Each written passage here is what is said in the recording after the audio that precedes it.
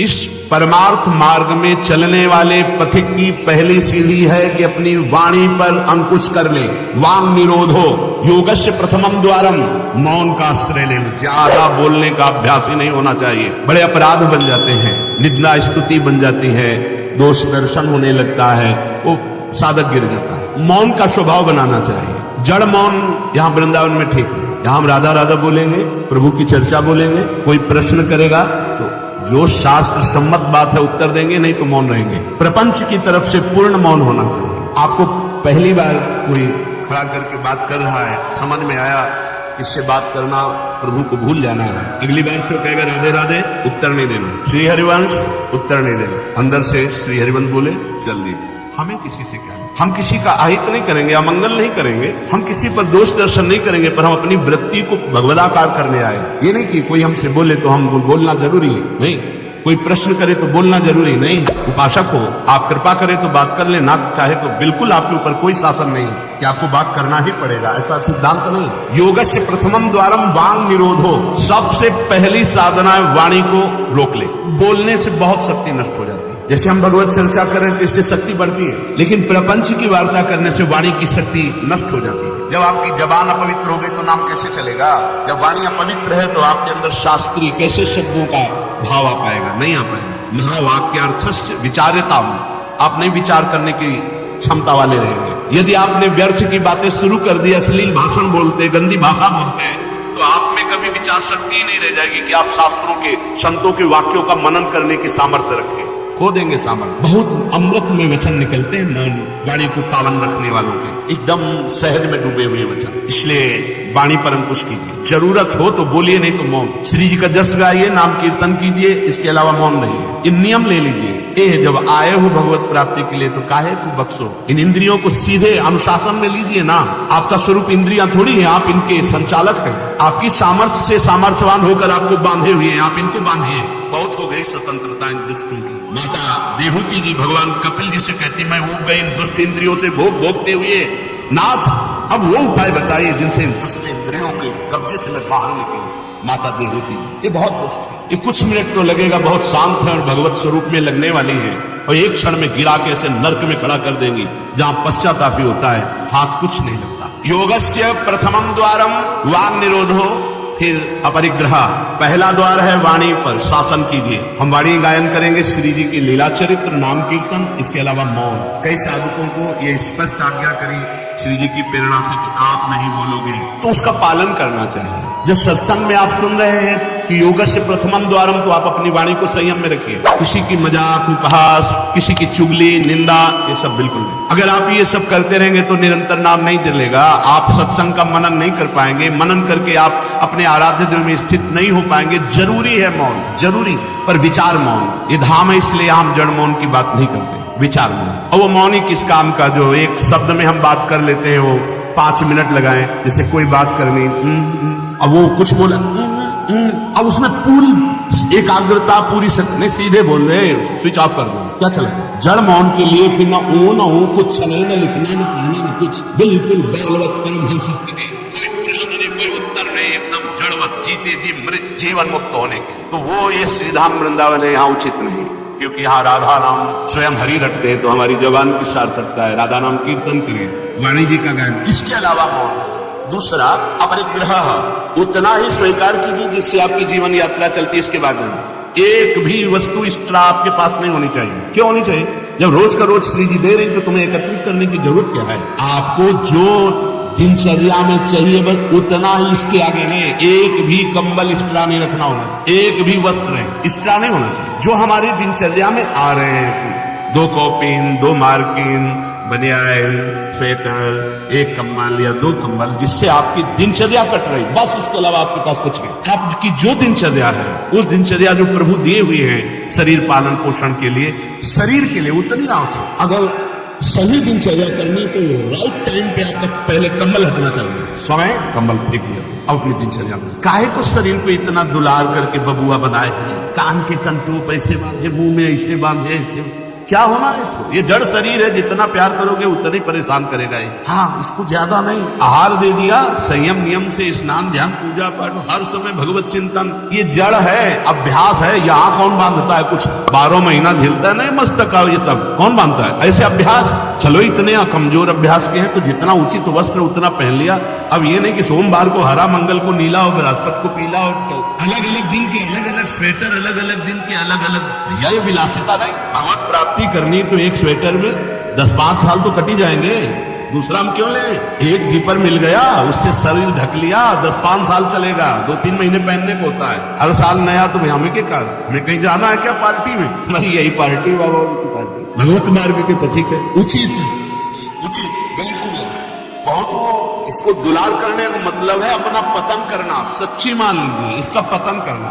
वयोवृद्ध है, रोगी शरीर, वो अलग बात है। थोड़ा तो आनंद लीजिए प्रकृति का वार सहने का। अगर शरीर रुग्ण नहीं है, जवान शरीर हो, ब्रह्मचारी हो, आग है अंदर, सहो हर प्रकृति के वार को। गर्मी सर्दी बरसात भूख प्यास, सच्चिदानंद में स्थित हो जाओ, तुम्हारा बाल बांका भी कोई नहीं कर सकता। अब मार दिन में 50 बार शीशा देखो, अब वो फंसाएगा नहीं फंसाएगा? चेहरा फंसाएगा ना। तिलक के सिवा दोबारा शीशा नहीं देखना चाहिए। इसलिए अभिमान के नाम को काटना कि पुष्ट करना है। जय बार निकले हर सिटिंग किसको दिखा रहे हैं? क्या तुम किसी को लुभायमान करना चाहते हो क्या? हरि को। तुम्हारे इस पार्थिव शरीर पर लुभायमान होने वाले नहीं, और जो लुभायमान होगा तुमको नष्ट कर देगा। तो हमें इसको बिगाड़ के रखना है, इसको सजा के नहीं। भगवत प्रसादी आदमी है। हमारा देहाभिमान बार बार हमको गिराने की कोशिश करेगा। ये हम जो हंसी मजाक में भी करें, इसको अच्छे से समझना। ये जो 2 प्रकार की पद्धति रखी गई है कि आप मुंडन करवा के रखिए क्योंकि आपके बालों से शोभा बढ़ेगी, वो आप बाल रखा के रखिए क्योंकि आपकी शोभा बिगड़नी चाहिए। रज लगा के रखिए कि आपको ही आपके शरीर में राग न रह जाए। बातें आए या किसी के दिखाने के लिए नहीं, आपके शरीर में आपको राग न रहे। आप बार बार साबुन लगाएंगे, तेल लगाएंगे, बार बार शीशा कंघा और अपने चेहरे को सजाएंगे तो देहाभिमान पुष्ट होगा, ये नष्ट करेगा। कुछ नहीं है, बड़ी दुर्गति है। मान लीजिए इसका अंतिम परिणाम आग में जलना है। चाहे जितने चिकने कर लो गाल, चाहे जितने लाल कर लो, मरना है, पक्की बात समझो। तो जीते जी अमरत्व क्यों नहीं प्राप्त करते? अरे ऐसा रूप प्राप्त करो जिसमें गाल लाले ही रहते हैं, लालिमा लगानी नहीं पड़ती। श्री जी की दासी लक्ष्मी कोटि विलक्षण लक्षण लसन लीला किशोरी सतई, करोड़ों लक्ष्मी आश्चर्यचकित हो जाए, ऐसा रूप श्री राधा दासियों का है। गीध देह तज धरि हरि रूपा, गीध ने शरीर त्यागा, हरि रूप होकर धाम जा रहा है। बाहरी लाली लगाने से थोड़ी हरि मिल जाएंगे, बाहरी श्रृंगार से थोड़ी हरि मिल जाएंगे। प्रार्थना मान लीजिए कुछ दिन का है, धोखे में मत फंसिए। ये धोखा है। खेत में रक्षा करने वाले धोखा टांगते हैं, पैंट शर्ट टोपी लगा के, वहां कोई नहीं होता, लेकिन पशु धोखे में हो जाते हैं। ये धोखा है। अगर पशुवत बुद्धि रखोगे तो ये धोखा तुम्हें पूरे जीवन, पूरा का पूरा जीवन नष्ट कर देगा। इसी धोखे से निकलने के लिए हमें अवसर मिला। योगस्य प्रथमं द्वारम वांग निरोधो अपरिग्रह, वाणी से मौन रही और जितनी आवश्यकता उतना वस्त्र लीजिए। एक संत भगवान आए थे, एक मार्किन ऐसे बांधे हुए थे, साल उड़ाया तो बोले आपकी आज्ञा इसलिए ओढ़ लेते हैं। तो उनका किसी बाहर निकल के किसी को दे देना, हमारी श्री जी की प्रसादी, इसलिए हमारी प्रसन्नता। तो उनका ओढ़ लेते हैं। पर महाराज हम रहते ऐसे, उनका धन्य है, नौजवान हो, बहुत सुंदर है। तो उनका आप बाहर जब निकलना, किसी को देखना ऐसे आवश्यक है तो आप दे देना। बड़े प्रसन्न हुए, आदर करके उन्हें, पर हृदय में आदर हुआ उनका, नहीं मुझे नहीं चाहिए, मैं तो जैसी रहनी से रहता हूँ। हमने घटिया घाट है एक फर्रुखाबाद फतेहगढ़ की तरफ, वहां रुके हुए थे। एक महात्मा को देखा, वयोवृद्ध थे, एक पतली माँ की। कौन सा माघ चल रहा है? यही तो चल रहा है, मकर संक्रांति का अवसर। तो वहां रामनगरिया लगती है 1 महीने के लिए। जैसे प्रयाग में कुंभ और कुंभ में लगता है, तो गंगा किनारे हर साल मकर संक्रांति में हजारों लोग 1 महीना वास करते हैं, रोज गंगा स्नान त्रिकाल करते हैं। उन महात्मा जी के समीप रात्रि में गए तो शरीर कांप रहा था और मंत्राकार में एक झोपड़ी में बैठे हुए थे। बड़ी लज्जा लगी हमें अपने ऊपर कि हमारा जवान शरीर है, 30-35 वर्ष पहले की बात, और हम एक मार्किन पहने, एक मार्किन ओढ़े, तो केवल एक मार्किन पे, तो हमारा क्या कर्तव्य बनता है? हमको ये भी फेंक देना। ये वयोवृद्ध है और मौन, तो उनसे प्रार्थना की, यहाँ आश्रम से एक कंबल ले आए, आपका शरीर कांप रहा है। ऐसे मुस्कुराए, और चोट पे चोट लग रही थी। धिक्कार हमारे जीवन को, ये वयोवृद्ध होकर इतना तितिक्षापूर्ण जीवन, और हम जवान होकर के इसको सह नहीं पा रहे। आप सच्ची मानिए, जो तितिक्षापूर्ण बहुत जल्दी भगवत साक्षात्कार होता है। भगवान आदेश करते ताप तितिक्षा सुधारक। आज हम केवल शरीर दुलार में अपने समय को नष्ट करते हैं। शरीर पोषण, भाई देखो छोटी छोटी बातें आपको देखने में लगती होंगी बड़ी बात है, यही आपको आप आपके आराध्य देव से बिलक किए हुए। महीना भर आप केवल ये ऐसे आहार करके देखिए कि जिसे तुम्हारा मन कहता अच्छा उसको हटा दीजिए। आज थोड़ा त्याग मत बनना कीजिए, आज थोड़ा हमारे उधर में परेशानी है तो हमें केवल आप रोटी और सब्जी दीजिए। महीना भर केवल रोटी सब्जी उचित। आप देखो अगर आपके अंदर का रजोगुण तमोगुण नष्ट ना हो जाए तो कहना आपके अंदर सात्विक भाव आ जाएगा, मंत्र में स्थिति होने लगेगी। और आप हमने देखा है जैसे गुलाब जामुन कचौड़ी पकौड़ी ये सब कहीं जैसे भिक्षान्न में मिली भी और भरपेट पा लिया तो वो रस नहीं आया भजन में। जो एक सूखी रोटी ऐसे चबा के गंगा जल पी करके जो रस आता है ना वो नहीं है। सच्ची मानिए पहले के बड़े बड़े भजनानंदी महापुरुष अपने जीवन को ऐसे ही। तो अपरिग्रह ये बहुत बड़ी बात है, साधक यहाँ चूक करता है। देखो आप लोग तो इतने बढ़िया अवसर पे हैं कि आपको ना किसी से मांगना है ना आपको अपनी कोई परवाह होनी चाहिए, क्योंकि श्री जी व्यवस्था कर रही है। आपको जो वस्त्र उचित है वो ले लीजिए, जो भोजन उचित है और अपनी सेवा और मंत्राकार वृत्ति। आपको किसी से कोई मतलब ही नहीं, आपको तो भिक्षान्न के लिए भी नहीं जाना है, अपने आप आकाश वृत्ति से प्रभु देते हैं। तो आपका रूम आपकी कुटिया है, आपकी दिनचर्या एक स्वयं की दिनचर्या है। आपके रूम में अपरिग्रह दिखाई देना चाहिए। बिछाना का ओढ़ने का जो आप जितना सहन कर सकते हैं उतना। अगर आप एक कंबल से रात काट सकते हैं तो दूसरी मत डालिए, चाहे 10,000 रखे हो, आपको क्या मतलब है? पूरी सृष्टि में से भूख सामग्री आपके लिए है क्या? अपरिग्रह हम जहां चूक करते हैं उसको पक्के से बांध लीजिए, अभी आनंद की धारा में आ जाओगे। वाणी को कंट्रोल, शासन आवश्यक है तो बोलेंगे, नहीं तो मौन। दूसरा उतना ही स्वीकार करेंगे जितने की आवश्यकता है। भगवदानुभूति के लिए एक बार तो आग लगनी चाहिए जीवन में कि जीवन मृत तुल्य होना चाहिए। यहाँ जरा सा साधन बना कि पोस्टर बैनर में आ गए, प्रशंसा में आ गए, कैसे भगवत प्राप्ति होगी? अपरिग्रह। और आगे निराशा च निरीहा च नित्यम एकांत शीतला। आशा ही परमं दुखम नैराश्यम परमं सुखम। उपासक को किसी व्यक्ति वस्तु स्थान से कोई भी आशा नहीं होनी चाहिए। हाथ जोड़ के तुम्हारे कमरे में पहुंचा दिया जाएगा, तुम्हें जो आवश्यक है। तुमको आके रजिस्टर में लिखने की जरूरत नहीं, तुम्हें मांगने की जरूरत नहीं है। तुम निष्ठा पूर्वक ध्यान दे करके देखिए, ये देखा गया जीवन में जिस समय जो आवश्यकता होती है हाथ जोड़कर वो आता है। कौन? जिसकी शरण में हो, समझ नहीं पाते और कहता है ये वस्तु ले लो, तो आश्चर्य होता है कि ये बात कैसे कोई जान गया कि मुझे आवश्यकता थी, मेरे शरीर को आवश्यकता थी। जितनी जो आवश्यकता होता, इसके बाद आशा ही नहीं, निराशा हमारा परम पद में पहुंचाने वाला मार्ग है। आशा ही परमं दुखम नैराश्यम परमं सुखम। किसी व्यक्ति से किसी वस्तु की आशा बिल्कुल नहीं होनी चाहिए। तब लग जोगी जगत गुरु, जब लग रहा है निराश, जब आशा मन में भई जग गुरु जोगी दास। आशा नहीं होनी चाहिए। आशा एक ही बात की होनी चाहिए, कब किशोरी जो मिलेगी। आशा से दास्यम वृष भानु जाया तीरे समध्यास।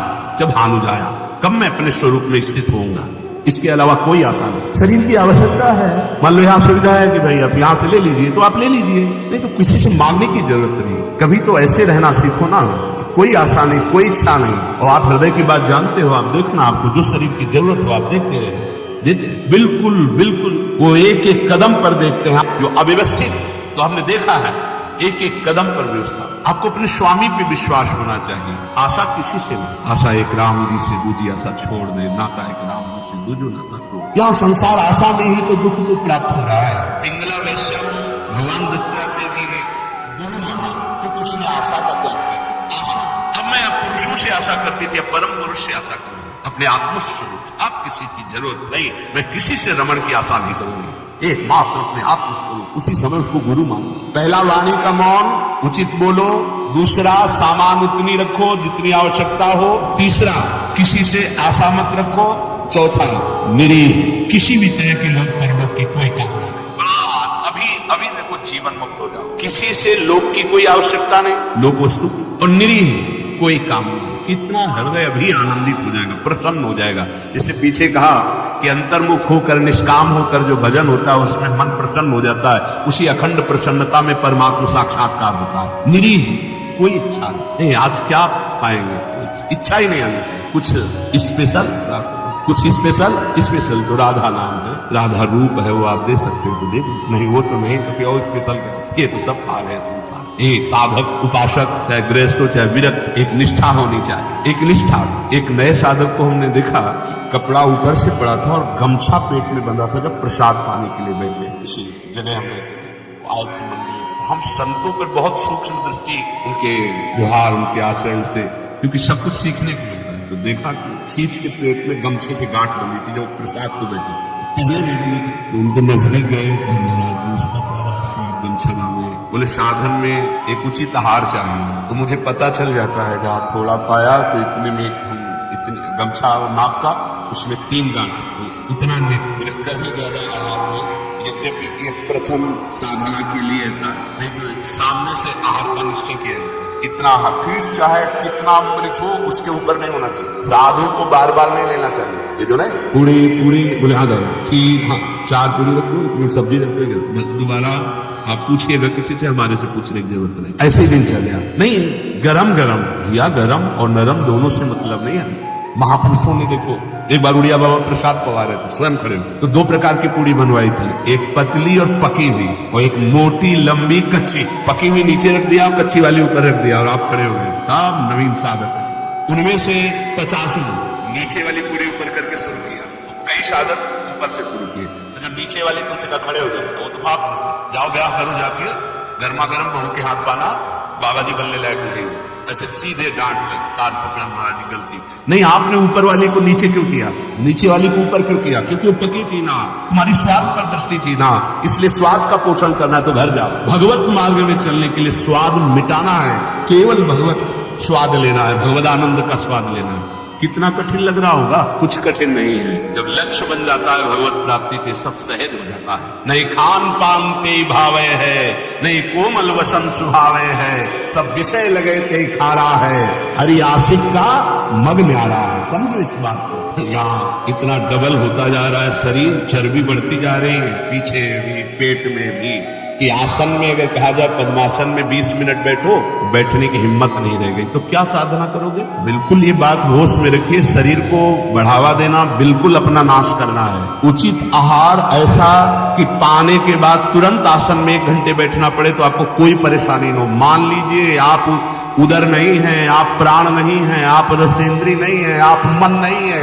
उचित आहार दीजिए, रात दिन भजन में लगी, अभी सात्विक भाव आ जाएगा। सात्विक भाव नहीं आ रहा। ईमानदारी से देखिए आप कितना समय मोबाइल में नष्ट करते हैं, जिनके पास मोबाइल है। ईमानदारी से देखिए आप कहीं अंतर्मुख अध्यात्म की वृत्ति से युक्त हो पाएंगे? आप रजोगुणी भोजन करते हैं, आप टच वाला मोबाइल रखते हैं, आप अधिक समय उसमें, भले आप इधर उधर क्या समय नष्ट कर रहे हो।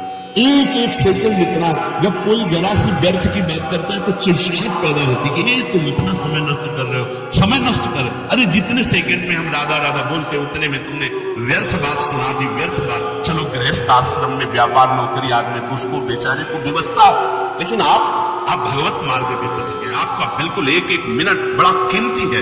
एक मिनट जगत मंगल के लिए है। हम 1 मिनट में 10 बार 20 बार नाम लेंगे और वो नाम जगत को देंगे कि जगत का मंगल हो, तो हमारी साधुता सुरक्षित हो गई। निरीह इच्छा रही और नित्य में एकांतशीलता, नित्य एकांत में शांत भाव से, शीतल भाव। एकांत बहुत खतरनाक है नवीन उपासक के लिए, ये अनुभव की बात है। जहां आप अपने कमरे में जाएं तो समाज से ज्यादा सावधान हो जाएं। पक्की बात कह रहा हूं। समाज में तो बहुत शालीन गंभीर स्वभाव अपने को रखना ही पड़ेगा, क्योंकि हजारों की दृष्टि है। एकांत में किसी की दृष्टि नहीं है, उसकी दृष्टि है जिसके लिए आप बाबा जी बने हो या जिसके लिए आप भगत बने हो। अब एकांत आपका कहां जा रहा है वो खुद देख रहा है। जो शास्त्र शीर्षा पुरखा सहस्राक्षा सहस्त्रपाद, वो प्रभु देख रहा है कि तुम्हारी एकांत में प्रिय वस्तु क्या है। मोबाइल, सांसारिक नौटंकी नाटक, या विषय चिंतन, या विषय क्रिया, वो देख रहा है। और अगर आप एकांत में शास्त्र स्वाध्याय कर रहे हैं, नाम जप कर रहे हैं प्रभु के लिए, तो वो देख रहा है, वो भी देख रहा है। इसलिए प्रार्थना है नित्य में एकांतशीलता। आपका स्वभाव एकांत में बहुत ही सावधानी पूर्वक समय कटने वाला हो। एकांत साधु का सही तो परमार्थिक। कैमरे के आगे तो सब सही बोलेंगे, सही देखना होगा, सही हरकत में रहना होगा। एकांतिक आपकी हरकत क्या है, एकांत में आपका चिंतन क्या है, यही खास बात होगी। 2 मुखड़े होते हैं, एक होता है सामाजिक, एक होता है एकांतिक। सामाजिक से भी एकांतिक सावधान साधु का मुखड़ा होता है। असाधु का समाज में बहुत बढ़िया और पीछे कुछ और होता है। हर एक व्यक्ति की बुद्धि में 2 बुद्धि होती है, एक होती है सुमति, एक होती है कुमति। एक होती है दैवी संपदा को वर्धन करने वाली सुमति, एक राक्षसी संपदा को। अर्थात कुछ ऐसे मुखड़े होते हैं जिनका एक मुखड़ा तो देवता होता है, दूसरा राक्षस होता है। अगर एकांत में तुम्हारा चिंतन, तुम्हारा आचरण, तुम्हारा विचार, तुम्हारी क्रियाएं कुमति के द्वारा हो रही हैं, तो सामने देवता बनोगे और पीछे राक्षस बनोगे। ये दुमुही चाल भगवत प्राप्ति के लिए बहुत बाधक बात है। जो तुम्हारा एकांत वही समाज, जो समाज वही एकांत। हम इष्ट और गुरुदेव के सीसी कैमरे में हर समय रहते हैं। हमारा इष्ट और गुरुदेव हर समय मुझे देख रहा है। दरवाजा बंद करने पर हम एकांत नहीं हो गए। गुरुदेव की दृष्टि है, हमारे आराध्य देव की दृष्टि। हमें पहले सोचना चाहिए, कुछ करने के पहले, कुछ देखने के पहले, कुछ सोचने के पहले, कि अंतर और बाहर दोनों जगह मेरे गुरुदेव सुन रहे, देख रहे, मेरे आराध्य देव सुन रहे, देख रहे। इसलिए नित्य में एकांतशीलता, एकांत में बहुत शीलवान, धैर्यवान, विनम्रता पूर्वक अपने मन को समझा करके केवल प्रियालाल में लगाना। एकांत स्थितिरिंद्रियो परमणे हेतुर्दमश्चेतसः संरोधे कर्णम समेनो विलयम यायादहम वासना। एकांत में रह करके बढ़ी हुई इंद्रियों के वेग का दमन करता है साधक, क्योंकि एकांत में इंद्रियां बहुत प्रबल हो जाती है। मन, इंद्रियां, खास जिस समय आप शयन करने जाते हैं उस समय बहुत सावधान। जब तक नींद ना आवे तब तक माला चलना चाहिए। उस समय मन के चक्कर में मत पड़ना, ये अनुभव की बात कहते हैं। जब तक आपको नींद ना आवे तब तक बैठ जाइए, माला चलाना शुरू कर दीजिए। शयन के समय खास, जिस समय आप अपने कक्ष में गए शयन करने, मोबाइल हो तो सबसे पहले कमरा बंद करने के पहले स्विच ऑफ करो, उसको बंद करो मोबाइल को। प्रार्थना मान लेना, अगर प्रार्थना मान लोगे तो प्रार्थना करने योग्य हो जाओगे। गेट बंद होने के पहले स्विच बंद होना चाहिए मोबाइल का। अब अपने कमरे में शयन के लिए गए हैं, माला हाथ में लेकर बैठ जाओ। जब नींद आने लगे, वह और धन्यवाद है कि माला छाती से लगा हुआ सो गए, धन्यवाद। अगर ऐसा नहीं है तो नींद आ गई है तो माला विराजमान किया, बिल्कुल नींद में जा रहे हैं, चले गए। थोड़ा भी समय इसको मनन करने का मत दीजिए उस समय, नहीं तो ये दिन भर साधन में लगाया गया है, उस समय कोई असाधन सोचवा देगा या करवा देगा। बहुत एक पॉइंट की बात है, समझ लेना। ये देखा गया है हृदय में, उसी बात को कहा गया जब साधन काल में देखा गया है, हृदय में देखा गया कि फिर मन उस समय मतवाला होता है कि अब तो पूरे दिन हम साधन ही तो की, तो 5 मिनट की मुझे छूट दे दो। लेकिन नहीं, उस समय कठोरता पूर्वक इसको साधन में, जब नींद आ गई तो शयन करो, जब उठे तो फिर वैसी दिनचर्या प्रारंभ कर दी, तब मन भगवदाकार। एकांत स्थिर इंद्रियो परमणे हेतुर्दमश्चेतसः। एकांत में साधक अपनी इंद्रियों का दमन करे, बढ़ावा न दे। देखो क्या साधन है। पहले दर्शन होते थे संत भगत भागवत जन, अब भी कुछ महापुरुष नहीं हो। यहाँ ठाकुर जी की छवि या गुरु जी की छवि, यहाँ से स्मार्ट मोबाइल छाती में स्मार्ट। ये भैया ठीक है, व्यवहार काल के लिए यदि तुम्हारी कोई आवश्यकता हो, तुम बहुत व्यवहार में, तो हम नहीं। अच्छा बताओ आपको क्या जरूरत है? राष्ट्रपति से बात करनी है क्या आपको? किस विधान में आपको कपड़ा बेचना है, अनाज बेचना है, आपको काम क्या है? किससे बात करना है? जिनकी विशेष व्यवहारिक कोई सेवा गुरुजनों से मिली, वो बात उतनी ही केवल जितनी मिली है। नहीं, आप बताओ, हम भगवत प्राप्ति के मार्ग के साधकों के लिए मोबाइल भगवान की क्या आवश्यकता है? कितनी आवश्यकता है? क्यों आवश्यकता है? जैसे सिलेंडर आदि लाना है या कुछ भाई और कोई सर, तो रख ले, हम कह रहे हैं वो छोटा वाला रख लो, उससे अपना काम। ये बहुत अंदर की बात कहते हैं, क्योंकि इसमें आप स्वतंत्र कुछ भी देख सकते हैं, कुछ भी आप पढ़ सकते हैं, कुछ भी। बहुत ऐसे लाइनें में होते हैं वो सब, बस उसमें क्लिक करो, क्लिक है तो कहते हैं हाँ वो वीडियो आ जाएगा, वो वीडियो आ जाएगा तो तुम्हारा अंदर का वीडियो गायब हो जाएगा, परमार्थ वाला। एकांत स्थिर इंद्रियों पर हेतुर्दमश्चेतसः, दमन कर दो इंद्रियों का। ये कहाँ सीखोगे, कब सीखोगे, किस देश में सीखोगे, यदि धाम में रहकर इंद्रियों का दमन करना ना आया? इंद्रियों का दमन कर दो। इंद्रिय दमन होने से चित्त का स्वयं निरोध हो जाता है, और चित्त की वासना का नाश होते ही योगी को परमानंद का अनुभव हो जाता है। यह है कि इंद्रियों का दमन हुआ, मन और चित्त एक ही बात है। चित्त का निर्वासनिक होना, ब्रह्मानंद का स्फुरित हो जाना, भगवदानंद का स्फुरित हो जाना, और फिर स्फुरित होकर अविचल भाव में स्थित हो जाना, यही जीवन मुक्त अवस्था मुनि की होती है, महात्मा की होती है। साधक सिद्ध अवस्था को प्राप्त हो जाता है। इसलिए जो सत्संग में सुना उसका मनन किया जाए, उसको जीवन में धारण किया जाए। देखो बड़े भाग्य से सत्संग ही मिल रहा है जो शास्त्र सम्मत मन का और आसक्त संसार में हो जाना, मन का भंजन होकर परमात्मा प्राप्ति के लिए चलना, ये तो बहुत कठिन। आप सुन रहे हो, बड़े कृपा पात्र है जो आप सुन रहे हो तो हम बड़े कृपा पात्र हैं कि आप ये सत्संग सुन रहे हो, नहीं तो इस सत्संग के सुनने के लिए अपने आप से गा लो, अपने आप से सुन लो, वो तो सुनने को मिलेगा क्योंकि उसमें, लेकिन इसमें सुना है, इसमें नाश नाश नाश, काट काट, हर संबंध, हर विषय, हर मनोरंजन काट, फिर आकर के अपने स्वरूप में स्थित हो गए। हम आपके ऋणी हैं जो आप ये सत्संग सुन रहे हैं। तो अगर इस सत्संग को सुनकर मनन करके आप जीवन में धारण कर लेंगे तो सच्ची मानिएगा इसी जन्म में भगवत प्राप्ति हो जाएगी, जो अत्यंत कठिन है। नहीं तो विषय रस बढ़ाने वाला, संसार पे सत्यत्व बुद्धि करने वाला, नाना प्रकार के भोगों की प्राप्ति का उपाय बताने वाला, ये तो बात मिल सकती है, ये प्रवचन मिल सकता है, लेकिन समस्त संशयों को छिन्न भिन्न करके परमात्मा स्थित करने, ये तो जब द्रवहि दीन दयालु राघव तो साधु संगति पाई। इसलिए लाभ ले लीजिए। ये हम कह रहे हैं इसलिए नहीं, ये बहुत बड़ा संयोग बना है प्रभु का। जैसे आंधी कभी कभी आती है, ऐसे ही हरि की अनुग्रह रूपी आंधी चल गई है। अगर इस आंधी में उड़ गए तो प्रभु के पास पहुंच जाओगे, और नहीं तो आगे कलयुग की आंधी ऐसी आ रही है जो काली आंधी है, जिसमें मार्ग ही नहीं दिखाई देगा कि सतमार्ग किसे कहते हैं। जीवन का लाभ ले लीजिए, अपनी इंद्रियों को ज्यादा बहिर्मुख मत कीजिए, नाम जप कीजिए, भगवद आश्रित रहिए। जो सुनिए तो मनन कीजिए, ना पकड़ पाए तो बार बार सुनिए। आजकल तो सुविधा है कि आप इसे 1000 बार सुन सकते हैं, बार बार सुनिए, ये जरूर सुनिए, क्योंकि ये तुम्हारे मन का नाश करेगा जो वासनामय है, तुम्हारी इंद्रियों का दमन करेगा। इंद्रिय और मन को बढ़ावा देने वाला कुसंग होता, सत्संग नहीं। सत्संग तो वही होता है जो सत्य में स्थित कर दे। बड़े भाग पाई सत्संगा तो बिना प्रयास होई भोभंगा। नाम न छूटने पावे, बस नाम चलता रहेगा तो सब ठीक हो जाएगा। जैसे भी बने, उठते बैठते चलते फिरते प्यारी जी का नाम राधा राधा रटते रहिए। अगर आपको यह वीडियो अच्छी लगी है तो वीडियो को लाइक करें, कमेंट करें और चैनल को सब्सक्राइब जरूर करें। और मैं आपको मिलता हूँ कल एक और नए वीडियो के साथ। राधे राधे।